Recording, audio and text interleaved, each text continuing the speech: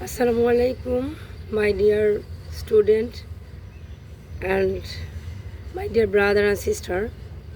আজকের ভিডিওটা বানানো অন্য একটা বিষয় নিয়ে আমি আমার নিজের পরিচয় বলবো, তোমাদের সাথে কিছু কথা বলবো। সেটা হচ্ছে আমার নাম নিশ্চয়ই তোমরা জানো, আমার নাম নার্গিস জাহান। আমি বড় হয়েছি সিরাজগঞ্জের বেলকুচি উপজেলায় চন্দনগাতি গ্রামে। ছোটোবেলা থেকে আমি ছিলাম একটু সাহসী, পড়ুয়া, অন্যরকম। যাই হোক, ছোটোবেলাটা অনেক সুন্দরভাবেই জীবনটা লাইফটা অতিবাহিত করেছি। ক্লাস 3 থেকে শুরু করে ইন্টারমিডিয়েট পর্যন্ত হেসে খেলে বেরিয়েছি। পড়াশোনা, বান্ধবীদের সাথে ঘুরে বেড়ানো, এটা ছিল মেইন কাজ। এটা ছাড়া ছবি ওঠা অনেক পছন্দ করতাম, ছবি উঠতাম, 5 ওয়াক্ত নামাজ পড়তাম। নামাজটা ছিল যেরকম যে সিনেমাও দেখতাম, সিনেমার শেষে নামাজ পড়তাম। সিনেমার মধ্যে আসর আজান হয়ে গেলে হাফ প্যান্ট পরতাম, পায়জামাটা পরে নামাজ পড়তাম, আবার পায়জামা খুলে ফেলতাম। আমার জীবনটা তখন আমরা নামাজ পড়েছিলাম, কিন্তু কোরআন স্টাডি করতাম না, ফ্যামিলি থেকে ওইভাবে শেখায়নি। তো যাই হোক, তবু জীবনটা অনেক সুন্দর, মধুময় ছিল, এখনও মধুময় আছে। আর যখন এটা তোমাদের সাথে শেয়ার করি, কারণ তোমাদের এই বিষয়গুলো বাস্তব অভিজ্ঞতা জানা দরকার। সেটা হচ্ছে ছোটোবেলা দেখতে অনেক সুন্দর ছিলাম, ছেলেরা পিছিয়ে পিছিয়ে ঘুরতো, কিন্তু জীবনে একটা নিয়াত করেছিলাম কখনো প্রেম করব না, কারোর সাথে সম্পর্ক জড়াবো না। অনেক সুন্দর ছেলে, এডুকেটেড, সবাই ঘুরতো। তখনকার তো মোবাইলের যুগ ছিল না, তো কী করতো, স্কুলের সামনে দাঁড়াই থাকতো, পিছিয়ে পিছিয়ে ঘুরতো, এই দাঁড়াও, আমি তোমাকে ভালোবাসি, এই আমার কথা শোনো। রাস্তা বন্ধ করে বসে থাকতো। সে যাই হোক, কেন এটা শেয়ার করছি, যে জীবনে বড় হতে হলে প্রেম বিষয়টাকে অ্যাভয়েড করতে হবে। জীবনে বড় হতে হলে প্রেম বিষয়টাকে অ্যাভয়েড করতে হবে। সবাইকে আমি বিষয়টা বলি। তা আল্লাহ তাআলা এইভাবে ইন্টারমিডিয়েট সুন্দর নিজে লালন পালন করেছে। তারপর বোরখা পরতাম না, ইন্টারমিডিয়েটে ওঠার পরে বোরখা পরি। বোরখা পরার পরে বোরখা পরি, কিন্তু মুখ ঢাকি না। মুখ না ঢাকার ফলে অনেক সমস্যা, পিছিয়ে পিছিয়ে স্টুডেন্টরা ঘোরে, বন্ধুবান্ধব ঘোরে। তখন মাথা ব্যথা ছিল প্রচণ্ড, মুখ ঢাকতে পারতাম না। ডাক্তারকে বললাম যে না, নিকাব দিতে পারি না, নিকাব দিলে হচ্ছে সমস্যা হয়। ডাক্তার যে একটা ভালো মুসলিম ডাক্তার ছিল এবং প্র্যাকটিসিং মুসলিম ছিল, সে বলছে যে এটা আপনার শয়তানি। সে যাই হোক, পরে আমি ভাবলাম যে না, যেহেতু আমার দেশের সম্পদ, এই ছেলেরা আমাকে পছন্দ করে, এটা নিয়ে তাদের ঘুম হারাম হয়, তাহলে এইটা জিনিস আমাকে বন্ধ করতে হবে। যেহেতু পড়াশোনা, ছেলেরা পড়াশোনা করবে, দেশের জন্য কাজ করবে, কিন্তু একটা মেয়ের জন্য মেয়ের পিছিয়ে পিছিয়ে ঘুরছে, মেয়ে তাকে রাজি হচ্ছে না। পরে আমি কী করলাম, একদিন মুখে কালি মাখায়, 7-8 দিন মুখে ক্রিমের সাথে একটু হালকা কালি মাখায়, আমি কালো হয়ে গেছি করে আমি কলেজে যাওয়া শুরু করলাম। এবং আস্তে আস্তে 7-8 দিন পরে আমি নিকাব দিই। আমার চেহারা আর কেউ দেখে না, চোখ ছাড়া আমি কিছুই বের করতাম না। ইন্টারমিডিয়েট পাস করার পরে আবার আমার স্বপ্ন ছিল ডাক্তার হওয়া। ঢাকার মৌচাক ব্রাঞ্চের রেটিনাতে কোচিং করি। যেহেতু মফস্বল থেকে এসেছিলাম, এই জন্য ডাক্তারি সরকারিভাবে পাইনি, বেসরকারিতে চান্স হয়েছিল, ফার্স্ট হয়েছিলাম সিরাজগঞ্জ নর্থ বেঙ্গলে। কিন্তু বাবার ইচ্ছে ছিল না, বাবা কোটিপতি ছিল, টাকা পয়সা ছিল, কিন্তু বাবার থিওরি ছিল যে মেয়েদের ডাক্তার মানে আমার কী লাভ, সেটা তো শ্বশুরবাড়ি লাভ হবে। সে যাই হোক, সে পরবর্তীতে পড়ায়নি। আর আমার Dhaka university, Kushtia university, Rajshahi university form তোলা ছিল। যেহেতু মেডিকেলে ভর্তি হবো, এই জন্য পরীক্ষাগুলো দেওয়া হয়নি। পরবর্তীতে আব্বু যখন বলল যে না, তোমাকে পড়াবো না, বিলকিস কলেজ থেকে তোমাকে ডিগ্রি করতে হবে, তখন আমি একদিন রাগ করে বাসা থেকে চলে যাই আমার ছোটো ভাইকে সাথে নিয়ে। রাজশাহীতে আমার ম্যাচ ছিল, মাত্র 200 টাকা নিয়ে আমি ওখানে চলে যাই। চলে যাওয়ার পরে রাজশাহীতে আমার ম্যাচে উঠি, কোচিংয়ের ম্যাচ ছিল, উঠি উইদাউট মানি। আসলে আল্লাহ সুবহানাহু ওয়া তাআলা যাকে প্রতিষ্ঠিত করতে চায় সে প্রতিষ্ঠিত হয়েই থাকে। তারপরে আমাদের একটা দোকানদার ভাই ছিল, আমাদের মেসের পাশেই ছিল, নাম ছিল আনোয়ার। আল্লাহ তাকে দুনিয়াতেও আখিরাতে শান্তি দান করুক। পরে আমার যখন প্রয়োজন হতো তার কাছে টাকা নিতাম, আনোয়ার ভাই 500 টাকা দেন, 500 টাকা লাগবে। আনোয়ার ভাই অবলীলায় দিয়ে যেত, নিয়ে যান মামা। ইডেনে পরীক্ষা দিয়েছিলাম, তার কাছে টাকা নিই, সব কিছুই তার কাছে টাকা নিই। 25 দিন পড়েছিলাম। 25 দিন পড়ার পরে আমার বায়োকেমিস্ট্রি অ্যান্ড মলিকুলার বায়োলজিতে চান্স হয় রাজশাহী ইউনিভার্সিটিতে। তারপর থেকে পড়াশোনা শুরু করি। তো সেখানেও আমি ব্রত, কারোর সাথে কথা বলবো না, চেহারা তো দেখা হয় না। যাই হোক, প্রথম ক্লাসে সকল ক্লাসমেট বন্ধুরা আসলো, এই তোমার নাম কি? বললাম আমার নাম নার্গিস। তোমার সাথে কথা বলা যাবে? হ্যাঁ, অবশ্যই কথা বলা যাবে। প্রয়োজন অবশ্যই কথা বলবা। ভাই প্রয়োজন ছাড়া আমাদের সাথে কথা বলবা না? বললাম না, যখন প্রয়োজন হবে তখন কথা বলবো। তো এইভাবেই কারোর সাথে কথাবার্তা বলি নাই। 3rd ইয়ারের শেষের দিকে আমার বিয়ে হয় ঢাকায়। ছেলের বাসা সিরাজগঞ্জ, বাবা ডাক্তার। আর ঢাকায় মোহাম্মদপুরে নিজস্ব বাসা আছে, 7.5 তলা 7 তলা। যাই হোক, শুরু করলাম বিবাহিত লাইফ। শুরু করার পরে অনার্সে, আমার প্রথম বেবি অনার্সে আমি পরীক্ষা দিই, তখন 8 মাস পেটে নিয়ে আমি পরীক্ষা দিই। তো প্রথম সন্তান মারা যায়, তারপর অনার্স শেষ করার পরে মাস্টার্স করি। মাস্টার্স করার পরে চাকরি বাকরি ইচ্ছা ছিল না। ইউনিভার্সিটিতে খুব বেশি ভালো করে পড়াশোনা করিনি। কোরআনের প্রতি এতটা ঝুঁকেছিলাম যে কোরআন পড়লে কোরআন মধুর চেয়েও মিষ্টি, এত ভালো লাগতো। উদ্দেশ্য ছিল যে কোরআন হাদিস নেই, জীবনটা কাটিয়ে যাব। কোরআন মুখস্থ করব, কোরআন অর্থ বুঝবো, তাফসির পড়বো, হাদিসের অর্থ বুঝবো, 6টা সহিহ সিদ্ধ হাদিস পড়বো, মানুষকে জানাবো। পরে শ্বশুরবাড়িতে আসার পরে আমার শ্বশুর বলছে যে তোমাকে বিসিএস পরীক্ষা দিতে হবে। বিসিএস ক্যাডার হওয়া বা না হও সেটা কোনো কথা না, কিন্তু তোমাকে ওই পর্যন্ত রিটেন পর্যন্ত যাইতে হবে, তোমাকে দক্ষতা অর্জন করতে হবে। তো ঠিক আছে, শ্বশুরের কথায় রাজি হয়ে গেলাম। তারপরে আমি 32তম প্রিলিতে চান্স পাই। পরে তখন আমার প্রথম মেয়ে তো মারা যায়, সেকেন্ড মেয়ের বয়স হচ্ছে 30 দিন। পরীক্ষা ছিল, পরে আমি রিটেনটা দিই নাই, যে রিটেন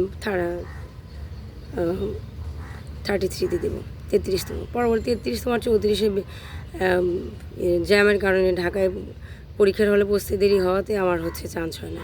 পরে 35তমতে আমার বিসিএস প্রিলি হয়, আমি রিটেন দিই। আমার বিসিএস ক্যাডার হওয়ার কোনো ইচ্ছা ছিল না, তখন বুঝতাম না, একঘেয়েমি ছিলাম। পরে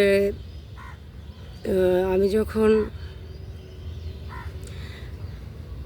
বাংলাদেশ বিষয়াবলী না ইন্টারন্যাশনাল বিষয়াবলী পরীক্ষা দিই, 1 ঘন্টা লিখে বসে আছি। বৃষ্টি হচ্ছিল, যে এখানে ঢাকা কলেজে না কোথায় যেন পরীক্ষা হচ্ছিল, বৃষ্টির ফোঁটা ফোঁটা পানি পড়তেছিল, অনেক কষ্ট করে পরীক্ষা দিতে যাই। তো বসে আছি কলম গুটায়, স্বপ্ন দেখতেছি বিসিএস কনফিডেন্স কোচিং দিব, একটা এটা করবো সেটা করবো, কোরআনের কোচিং দেবো, এইসব। পিছন থেকে ছোটো ভাইরা খসাচ্ছে, এই আপু লেখেন না কেন, না বিসিএস ক্যাডার হবো না, পরীক্ষাই দিব না। তো বলছে না দিলেন, আপনি লেখেন, কিন্তু আমি বসেছিলাম। তো তারপর পরীক্ষাগুলো দিই, আমার পরবর্তীতে আর হয় নাই, বিসিএস ক্যাডার হওয়া হয়নি। পরে আমি হচ্ছে সিরাজগঞ্জে চলে আসি ঢাকা থেকে, ঢাকা ভালো লাগতো না। তো এর মধ্যে হচ্ছে ঢাকায় কোচিংয়ে ভর্তি হয়েছিলাম, সাইফোর্সে স্পোকেন অথবা রিটেন কোর্সে ভর্তি হয়েছিলাম। আমার শ্বশুর সিরাজগঞ্জে থাকতো, তো ঢাকায় এসে দেখে আমার এই মোহাম্মদপুর থেকে পান্থপথে কোচিং করা কষ্ট, এসে গিয়ে একটা গাড়ি কিনলো, বৌমার জন্য গাড়ি কিনলাম। সবাই ব্যবহার করবে আলহামদুলিল্লাহ। তারপরেও যে উনি বলেছেন এটা অনেক খুশি, 22 লক্ষ টাকা দিয়ে একটা গাড়ি কিনে। যাই হোক, তারপর থেকে ছিলাম, ঢাকাতে ছিলাম। পরে একদিন আব্বুকে বললাম, শ্বশুরকে আব্বু বলি যে আব্বু আমি হচ্ছে ঢাকায় থাকবো না, সিরাজগঞ্জ থাকবো, ঢাকা আমার ভালো লাগে না, সিরাজগঞ্জে একটা কুড়ি ঘর হলে হবে। তখন আমাদের সিরাজগঞ্জে নিজস্ব বাসা ছিল না, পরে ভাড়া থাকি, সিরাজগঞ্জ চলে আসি। এরপর থেকে আমার পরবর্তীতে আরও বেবি হয়।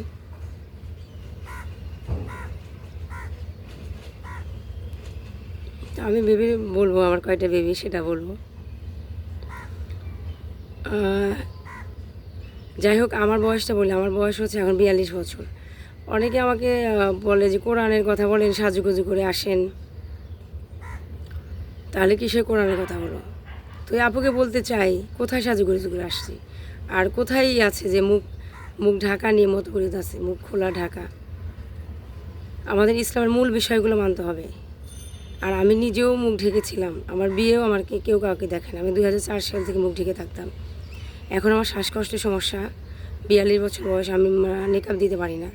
আর কোরআন নিয়ে কাজ করার ইচ্ছা আমার শুধুমাত্র মুসলিম ভাই বোনদের মধ্যে না, আমার পৃথিবীব্যাপী খ্রিস্টান, ইহুদি, অন্যান্য ধর্মের বোনদের সাথে আমি কাজ করব। এটা আমার স্বপ্ন।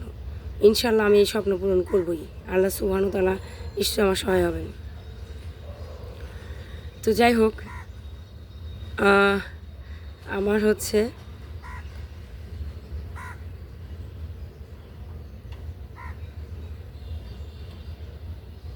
সন্তান, অনেকগুলো সন্তান। আমার বড় সন্তান ইন্টারমিডিয়েটে পড়ে, তারপর 7-এ পড়ে, 5-এ পড়ে, নার্সারিতে পড়ে, কেজিতে পড়ে, আর একটা পড়েই না।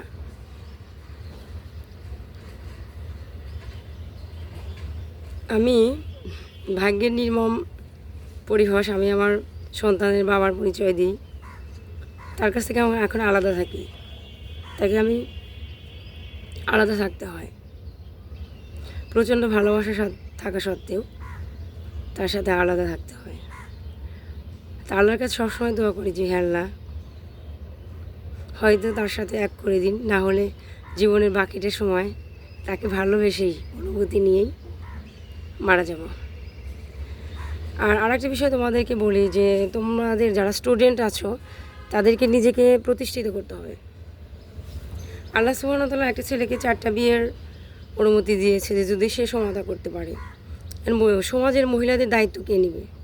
তোমরা যদি ভালো করে লেখাপড়া না করে, ভালো করে নিজেকে প্রতিষ্ঠিত না করো, তাহলে 4টা ঠিকই তোমরা প্রেম করতে যাও, বেশি একটা না, তোমরা 2-3টা প্রেম করতে পছন্দ করো। সেই সাথে তোমরা এটা তোমাদের মনোবাসনা আল্লাহ সুবহানাহু ওয়া তাআলা জানে, যেহেতু ছেলেদেরকে আল্লাহ তাআলা সৃষ্টি করেছেন মেয়েদেরকেও। একটা ছেলের মনোবাসনাকে এটা আল্লাহ সুবহানাহু ওয়া তাআলা ভালো জানে। একটা প্রোগ্রাম দেখেছিলাম, সেখানে বলেছিল যে 100 জন মেয়েকে হচ্ছে একটা রুমে নিয়ে জিজ্ঞেস করা হয়, 100 জন ছেলেকে জিজ্ঞেস করা হয় যে কাউকে কিছু বলবো না, তো তোমরা কী চাও? 100 জন ছেলেই বলেছিল যে সুন্দরী স্ত্রী চাই বা সুন্দরী গার্লফ্রেন্ড চাই। আর মেয়েরা এক একজন এক এক কথা বলছে। তার মানে মেয়েদের প্রতি ছেলেদের ইন্টেনশনটা বেশি থাকবে, মেয়েদের প্রতি ছেলেদের ইন্টেনশন বেশি থাকবে। এই জন্য আল্লাহ তাআলা বলছে যে তোমরা যদি সমতা করতে থাকো পারো, তাহলে 4টে বিয়ে করো। আর সমাজে মেয়ের সংখ্যাও বেশি। আর আল্লাহ সুবহানাহু ওয়া তাআলার জ্ঞান মানুষের জ্ঞানের চেয়ে অনেক ঊর্ধ্বে। মানুষ এখন পরকীয়া করবে, গার্লফ্রেন্ড বানাবে, কিন্তু বিয়ে করতে চাবে না। তার স্ত্রী তাকে বিয়ে করতে দিবে না, সমাজ তাকে দেবে না। এই জন্য বোনরা তোমরা প্রস্তুত গ্রহণ করো যে একসাথে 4 জন একটা হাজব্যান্ডের সাথে বা 2 জন বা একাধিক নিজের বোনের মতো করে থাকবা। এবং ছেলেরাও এই প্রস্তুতি নাও যে আমাকে বেশি ইনকাম করতে হবে, আমাকে লক্ষ্যস্থলে পৌঁছাতে হবে, আমাকে উৎকর্ষ সাধন করতে হবে, আমার কর্মস্থলে চরমভাবে আমাকে সফল হতে হবে, তাহলে আমি মেয়েদের দায়িত্ব নিতে পারবো, তাদেরকে ভালোবেসে সংসার করা যাবে। তো যাই হোক, আমি আবার বলি যে আমি এখন বর্তমানে কোনো জব করি না। আমি বিশেষ কনফিডেন্সের পরিচালক, সিরাজগঞ্জ ব্রাঞ্চ এবং সাদাতপুর ব্রাঞ্চ। এটা ছাড়া আমার একটা ইউটিউব চ্যানেল আছে, দেশপ্রেম একাডেমি। সেখানে আমি কোরআন, নামাজ এবং স্পোকেন ইংলিশ নিয়ে কাজ করছি। সেই সাথে আমি ভিডিও বানাবো। আমার ইউটিউব চ্যানেলের নাম হচ্ছে, বাংলাতে লিখতে হবে দেশপ্রেম একাডেমি। এবং আমি এখন ঢাকাতে অবস্থান করব। আমি যে কথা বলছি, আমার সিরাজগঞ্জের বাসার ছাদে, আমার বাগান থেকে কথা বলছি। তো ঢাকাতে মুভ করবো। ঢাকাতে আমি একটা রিসার্চ সেন্টার, ডায়াগনস্টিক সেন্টারে আমি আমার বায়োকেমিস্ট্রি নিয়ে একটা ট্রেনিং করব। ট্রেনিং শেষে আল্লাহর রহমতে আমার একটা জবে ঢুকবো। এবং আমার চিন্তাভাবনা আছে যে আমি মাস্টার্স বা পিএইচডি করার জন্য যেন ভবিষ্যতে দেশের বাইরে যেতে পারি, সেই স্বপ্ন আছে। সবাই তোমরা আমার সন্তানদের জন্য দোয়া করবে, তাদের জন্য মুজাদ্দিদ বানাতে চাই। মুজাদ্দিদ হচ্ছে যারা পৃথিবীতে 100 বছর পর পর আসে, তারা পৃথিবীতে কুসংস্কার দূর করে সুন্নাহ প্রতিষ্ঠা করে।